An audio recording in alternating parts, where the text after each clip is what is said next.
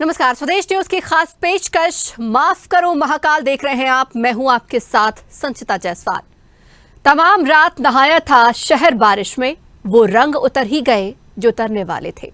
जी, हम बात कर रहे हैं उज्जैन में हुई बारिश और उससे उतरने वाले विकास के दावे के रंग की। 800 करोड़ से ज्यादा की लागत से बनने वाले महाकाल लोक परिसर की। बारिश के पानी ने महाकाल के मंदिर और नंदी ग्रह तक अपने पांव पसार लिए। महाकाल परिसर में बारिश के पानी ने सभी दावों की पोल खोल दी, मिट्टी में मिला दिया तंत्र के अहंकार को। साथ ही महाकाल के करोड़ों भक्तों को भी शर्मिंदगी हुई इस व्यवस्था पर। इसलिए हम कह रहे हैं, महाकाल माफ कीजिए। राज सत्ता पर बैठे और प्रशासन में शामिल अफसरान तो महाकाल लोक को जेब गर्म करने का साधन मान बैठे हैं, लेकिन भक्तों की आस्था न डिगी है न डिगेगी।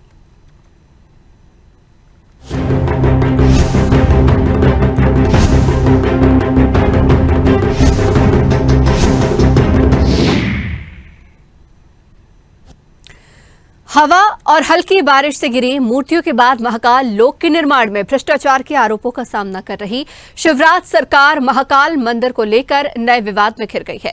उज्जैन में मानसून की पहली भारी बारिश से महाकाल मंदिर में पानी भरे जाने के वायरल वीडियो से एक और सरकार की किरकिरी हो रही है, वहीं कलेक्टर ऐसे वीडियो को भ्रामक बता रहे हैं।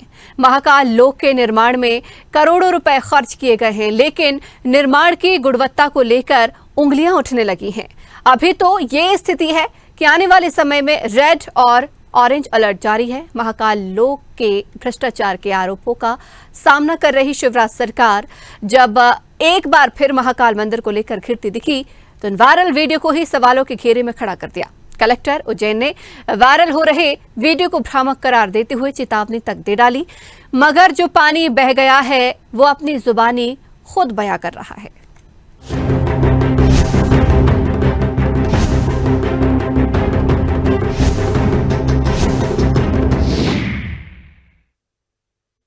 आसमान से गिर रही बारिश की विनाशकारी बूंदें जलजला बनकर कहर बरपा रही हैं। देश भर में बाढ़ से त्राही त्राही मची हुई है और जनजीवन अस्त व्यस्त नजर आ रहा है। लगातार बारिश से मध्य प्रदेश के कई हिस्सों में बाढ़ जैसे हालात हो गए हैं। बीते दिन बाढ़ का पानी बाबा महाकाल के आंगन तक पहुंच गया। 12 ज्योतिर्लिंगों में से एक बाबा महाकाल की नगरी में हो रही बारिश और आसपास से आ रहे पानी के चलते पानी मंदिर परिसर के कार्तिक और गणेश जी के मंडप तक पहुंच गया है, जिससे महाकाल मंदिर पहुंचे श्रद्धालुओं को परेशानियों का सामना करना पड़ा।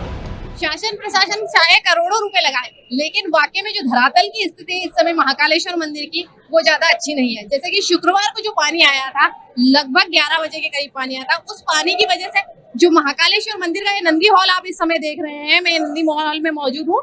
ये जो पूरा परिसर है, क्योंकि ऊपर से जो एरिया है वहां से लगातार पानी आया था और ये जो पूरा परिसर है ये जलमग्न हो चुका था। हालांकि जो गर्भगृह है उसमें किसी प्रकार का पानी नहीं घुसा था।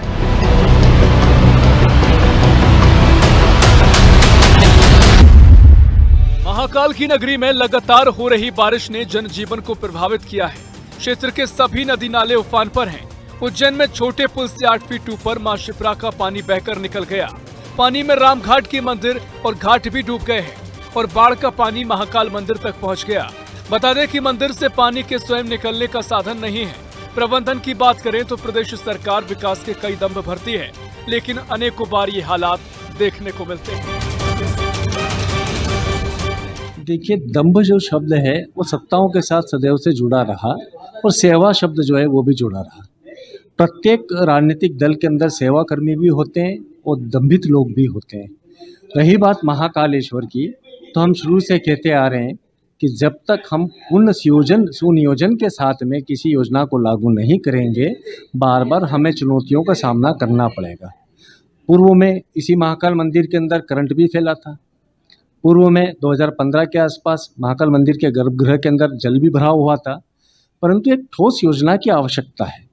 यहाँ के शासन प्रशासन को चाहिए कि इस प्रकार की तकनीकी विशेषज्ञों के साथ सलाह लेकर के एक सुनिश्चित करें एक ऐसी योजना जो आने वाले कई युगों तक, कई वर्षों तक उसको छेड़छाड़ की आवश्यकता ना पड़े, नहीं बार बार किसी प्रकार की तोड़फोड़ की आवश्यकता पड़े।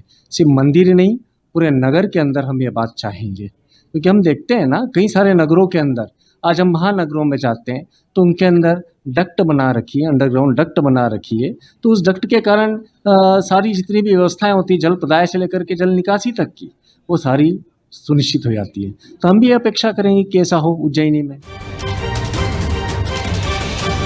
प्रदेश के मुखिया शिवराज सिंह चौहान ने निर्माण कार्यों को गति प्रदान करने के लिए महाकाल विकास योजना की शुरुआत साल 2021 में की। इस योजना के जरिए मध्य प्रदेश सरकार ने महाकालेश्वर मंदिर से जुड़े हुए निर्माण और विकास कार्यों को बढ़ावा और गति प्रदान करने पर विशेष रूप से ध्यान देने की बात कही। इसके बाद योजना के पहले चरण में Mahakal plaza, corridor, midway zone, Mahakal theme park, घाट समेत अन्य क्षेत्रों का विकास किया गया, जिसका शुभारंभ साल की शुरुआत में हुआ और इसके बाद महाकाल पहुंचने वाले श्रद्धालुओं का इजाफा हुआ। लेकिन पहले चरण में हुए विकास की पोल तब खुली जब 28 मई को आई आंधी की वजह से श्री महाकाल लोक गलियारे में स्थित सप्तऋषियों की 6 मूर्तियां उखड़ गईं, जिसमें 3 मूर्तियां गिरकर टूट गईं और 3 दिन बाद ही महाकाल लोक कॉरिडोर के नंदी द्वार का कलश भी गिर गया। जब आंधी आई उस दौरान कॉरिडोर में काफी संख्या में श्रद्धालु मौजूद थे। हालांकि इस दौरान जान माल का कोई नुकसान नहीं हुआ।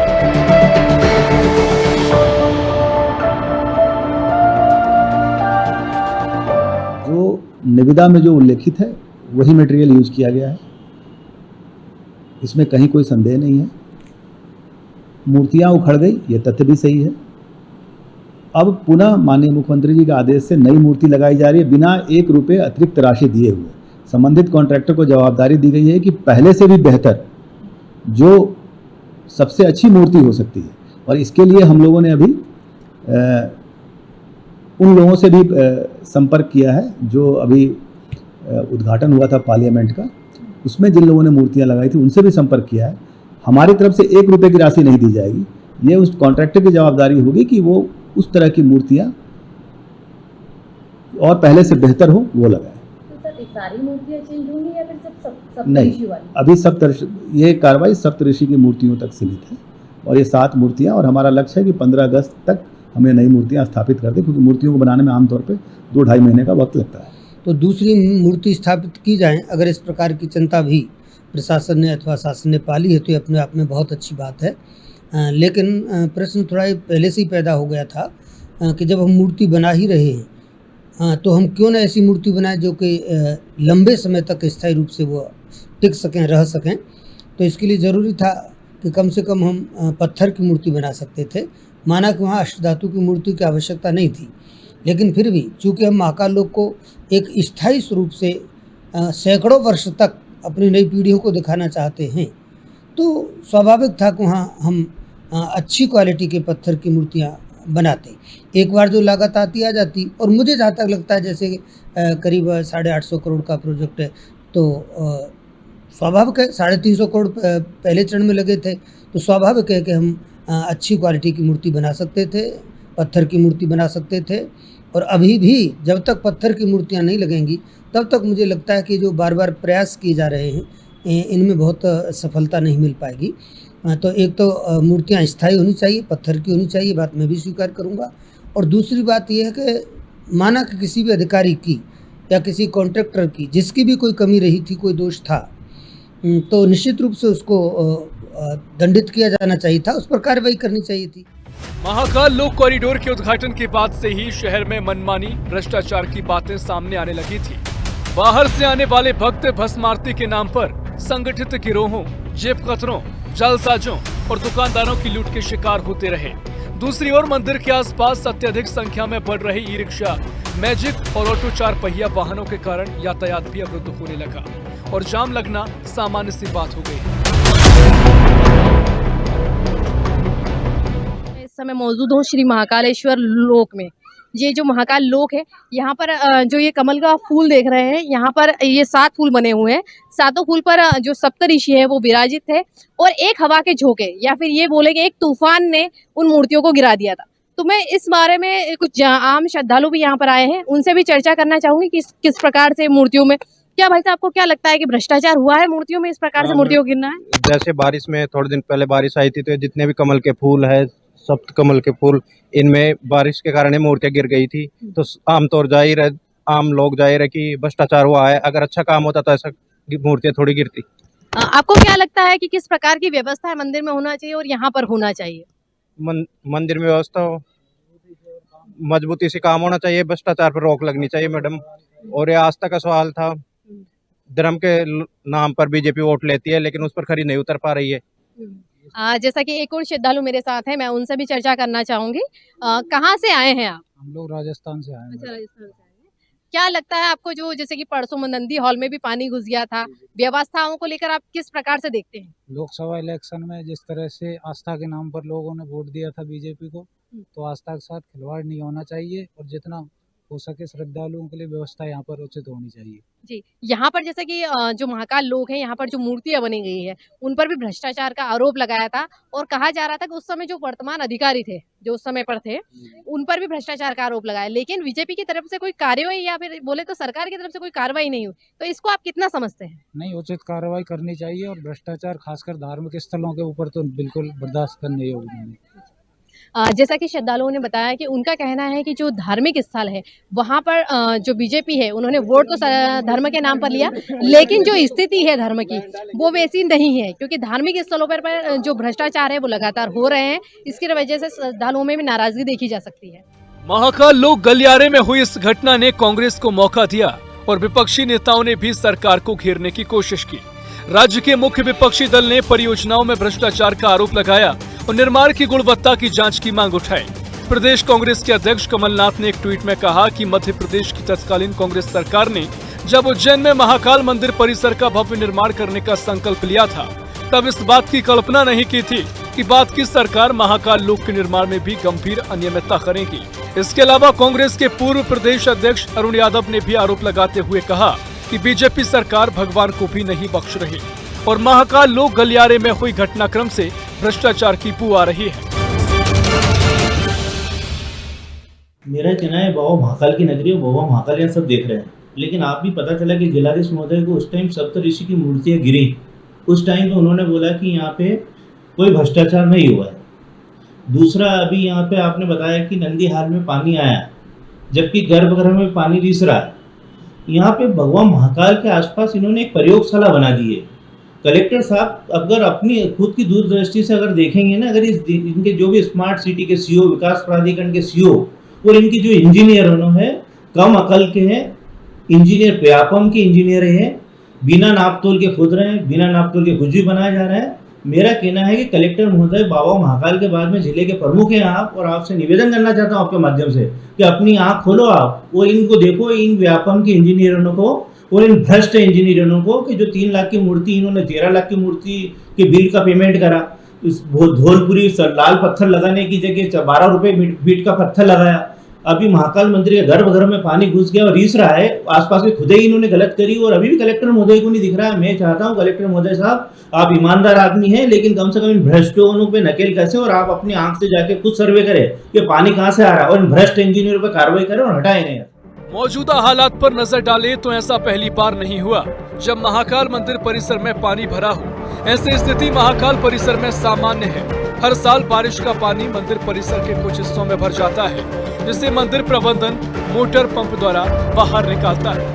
शासन प्रशासन, जो सरकार है, महाकालेश्वर मंदिर को लेकर लाख दावे कर रही है कि हमने करोड़ों रुपया लगाया है और वहाँ पर निर्माणाधीन कार्य चल रहा है, लेकिन जो सालों से यहाँ की समस्या बनी हुई है श्री महाकालेश्वर मंदिर में पानी जाने की, जो पानी की निकासी है वो व्यवस्थित ना होने की वजह से यहाँ पर हर वर्ष पानी जो है नंदी ग्रह और गर्भगृह तक पहुंच जाता है। ये परसों की घटना है, शुक्रवार के दिन जो पानी गया है वो यहाँ से गया है। ये हम आपको स्थिति दिखा रहे हैं।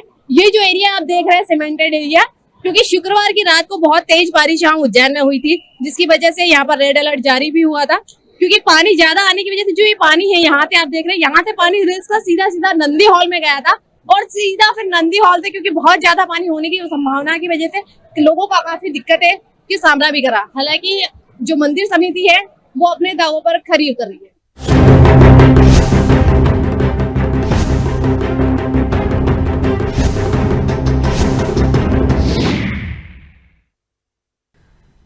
तो माफ करो महाकाल, हम यूं ही नहीं कह रहे हैं। ये तस्वीरें भी आपने देखी कि किस तरीके से शासन प्रशासन ने मिलकर 856 करोड़ डकार लिए, क्योंकि इतनी लागत से इस मंदिर का निर्माण हुआ था और पूरे कॉरिडोर का निर्माण किया गया था। खुद प्रधानमंत्री नरेंद्र मोदी इस कॉरिडोर का लोकार्पण करने के लिए पहुंचे थे, लेकिन जो तस्वीरें अब सामने आ रही हैं वो वाकई मन को विचलित कर रही हैं। ये सीधी तस्वीरें हम आपको उज्जैन की दिखा रहे हैं, जिस तरीके से शिप्रा का जलस्तर बढ़ा और मंदिर में पहुंचा, अब तमाम सवाल दावे यहां पर खड़े कर रहा है। जिस तरीके से कलेक्टर भी यहां पर बयान देते हैं कि ये भ्रामक वीडियो है, इसे प्रचारित ना करें, अगर प्रचारित किया जाएगा तो सख्त कार्रवाई भी होगी। ये भी एक सोचने वाली बात है। लेकिन अब पक्ष विपक्ष इस मामले पर भिड़ते हुए नजर आ रहे हैं। ये पहली बार ऐसा नहीं है जब मंदिर के परिसर में पानी घुसा हो। कहा जा रहा है कि बारिश के आते ही इसी तरह के हालात हर बार देखने को मिलते हैं और मंदिर प्रबंधन इसे मोटर पंप से बाहर निकालता है। ये तस्वीरें इस बार भी वायरल हुई और स्वदेश न्यूज भी इस वायरल वीडियो की पुष्टि करता है। अब तक आपने तमाम न्यूज चैनल को जरूर सुना होगा कि इस वायरल वीडियो की पुष्टि नहीं करते, लेकिन हम स्वदेश न्यूज भ्रामक खबरों को दिखाने में विश्वास नहीं करते। इस वीडियो की सत्यता की हम पुष्टि करते हैं और जिम्मेदारी भी लेते हैं। आप भी इस वीडियो को इतना ज्यादा शेयर कीजिए कि ये कलेक्टर कुमार पुरुषोत्तम के मोबाइल फोन तक जरूर पहुंचे और वो भी अपने बयान पर 10 बार सोचे कि आखिर उन्होंने क्या कुछ कहा है महाकाल लोक के बारे में, क्योंकि ये तस्वीरें झूठ नहीं बोल रही। ये पानी जिस तरीके से मंदिर में पहुंचा, ये तस्वीरें भी आप देख रहे हैं, नंदी हॉल तक ये पहुंचा है और गर्भगृह में ये मंदिर पहुंचा है। लोग बचते हुए निकले। कहा जा रहा है कि पानी इतना ज्यादा बरसा कि घुटनों घुटनों तक पानी पहुंच गया था और उसके कुछ समय बाद देखा जाए तो लोगों को काफी दिक्कतों का सामना भी करना पड़ा। लेकिन इस बात को ढकने की पूरी कोशिश की गई, इस बात को छुपाने की कोशिश की गई और कहा गया कि ये वीडियो भ्रामक है। लेकिन इस वीडियो को एक बार फिर से आपसे निवेदन करेंगे कि ज्यादा से ज्यादा शेयर करें और लोगों तक पहुंचाएं, जमीनी हकीकत दिखाएं कि आखिर किस तरीके से यहां पर भ्रष्टाचार का खेल लंबे समय से जारी है। और कुछ समय पहले भी आपने देखा होगा जिस तरीके से महाकाल लोक का निर्माण हुआ था और महाकाल कॉरिडोर शुरू हुआ, लोग देखने के लिए पहुंच रहे थे, इच्छुक थे महाकाल लोक के बारे में जानने के लिए। लेकिन थोड़ी सी हवा बारिश ने सप्त ऋषियों की मूर्तियों को उड़ाकर रख दिया।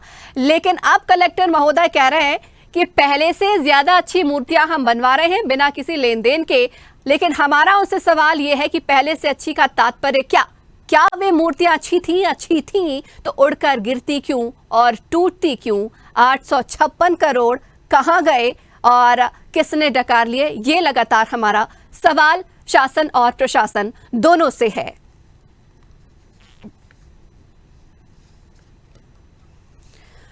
और इस खबर पर ज्यादा जानकारी के लिए, चर्चा के लिए हमारे साथ हमारी सहयोगी उज्जैन से रेखा गोस्वामी लाइव जुड़ गई है। रेखा, जिस तरीके से ये पूरा मामला सामने आया, पहले मूर्तियां उड़ती हैं, उसको ढकने की कोशिश की गई, लीपापोती की कोशिश की गई, लेकिन अब जो बारिश ने हालात वहां के बयां किए, उस पर क्या कहेंगे? देखिए संचिता, हम यहाँ के उज्जैन की बात करें तो जो उज्जैन में जो भी अधिकारी आते हैं वो सिर्फ और सिर्फ अपनी ड्यूटी करने के लिए आते हैं। वो ये सोचते हैं हमें साल 2 साल जैसे जैसे निकालना है और चले जाना है। क्योंकि जितने भी अधिकारी आते हैं वो ये नहीं सोचते कि यह जो महाकालेश्वर मंदिर है, जो उज्जैन की धार्मिक नगरी है, यहाँ पर जब क्योंकि लोगों लाखों करोड़ों लोगों की यहाँ पर आस्था का सवाल होता है, क्योंकि आस्था है तो उस वजह से, क्योंकि जो मंदिर का स्ट्रक्चर जैसे हम बात करें तो ये क्या है, ये सालों से ये समस्या आज से नहीं, जो पानी भराव की जो स्थिति हुई है अभी शुक्रवार को रात को, ये आज से नहीं, वर्षों पुरानी समस्या है। तो इसको लेकर सरकार ने करोड़ों रुपए बढ़ाए, लेकिन आज तक समस्या का समाधान नहीं हुआ।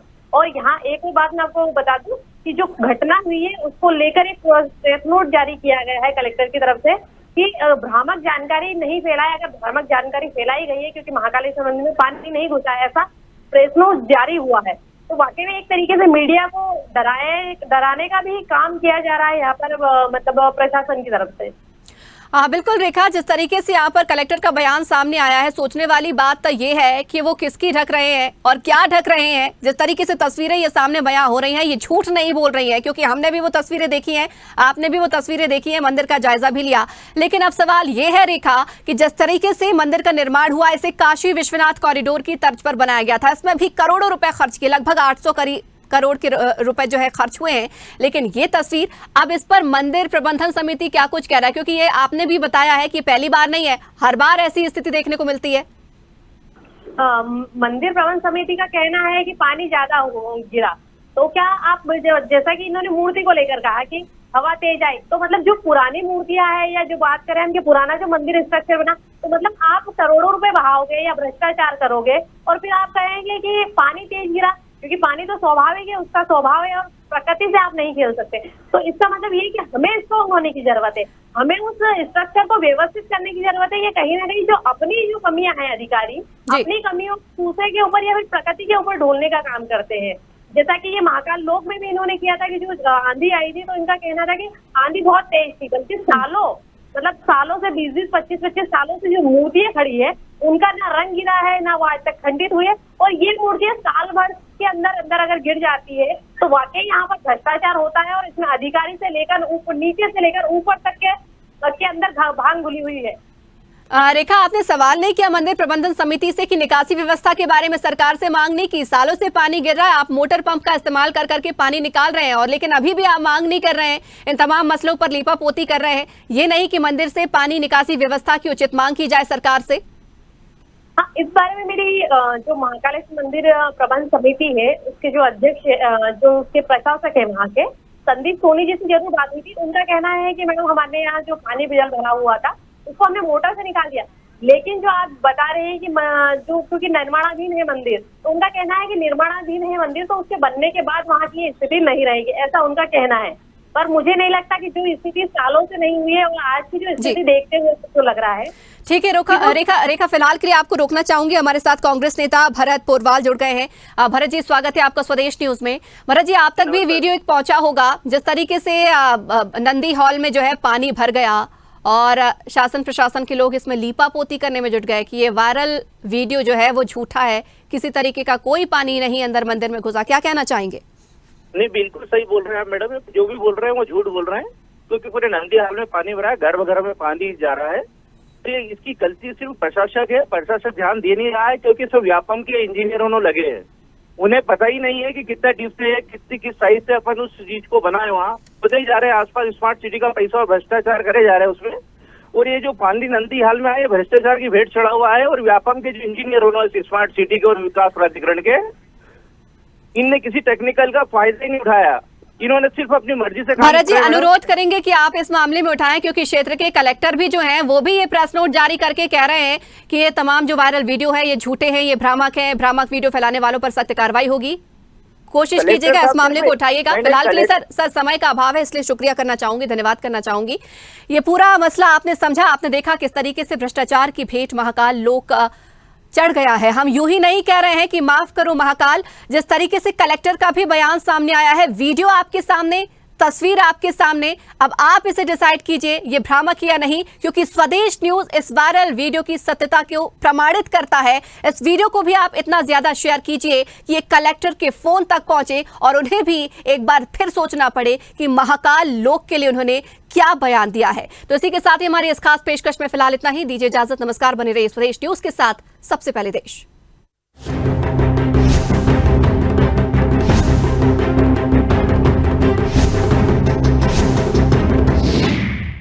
अगर आपको हमारा वीडियो पसंद आया तो लाइक, शेयर, कमेंट, सब्सक्राइब करें, बेल आइकन का बटन दबाएं। हमारी वेबसाइट swadeshlive.com पर जाना ना भूलें।